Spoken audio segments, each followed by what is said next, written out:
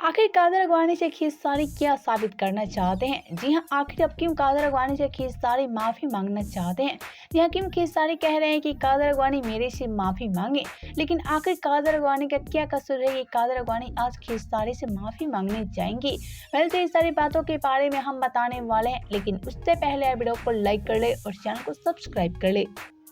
तो जी हाँ, कादर अगवानी को लेकर खेसारी आजकल एक ही बात बोलते नजर आ रहे हैं कि कादर अगवानी मेरे से माफी मांगे।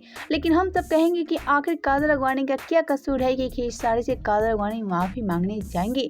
लेकिन जैसे ही खेसारी लाल यादव का ये सारा बयान सामने आया, उसके बाद से भोजपुरी में फिर से हलचल मच गई। यह सब का ही कहना है कि आखिर कादर अगवानी खेसारी का क्या की है कि कादर अगवानी आज खेसारी से माफी मांगने जाएंगी। लेकिन हम आपसे एक बता दें, खेसारी एक ही जिद पर डट गए हैं कि कादर अगवानी मेरे से माफी मांगे।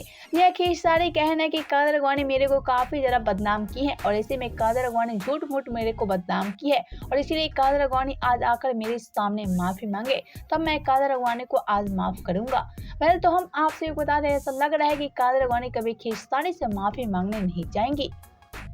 तो हम आपसे को साफ साफ बता दें कि कादर अगवानी कभी खेसारी के सामने माफी मांगने नहीं जाएंगे, क्योंकि कादर अगवानी तो खुद जिद्दी हैं, तो कैसे खेसारी के सामने माफी मांगने चले जाएंगे।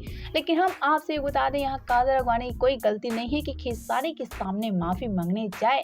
तो अभी देखना होगा क्या कादर अगवानी खेसारी से माफी मांगती हैं या खेसारी अपने जिद पर ही डटे रहते हैं। तो आप सबका क्या कहना है खेसारी कादर अगवानी की इन सारी बातों को लेकर, बताएं हमें नीचे कमेंट बॉक्स में।